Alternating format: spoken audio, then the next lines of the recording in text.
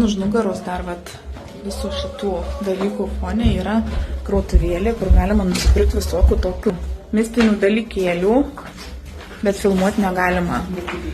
Neleidau filmuoti, aš nupirkau kostiumo ateljė, tai ten paskui, bet mes dabar einam į tokį,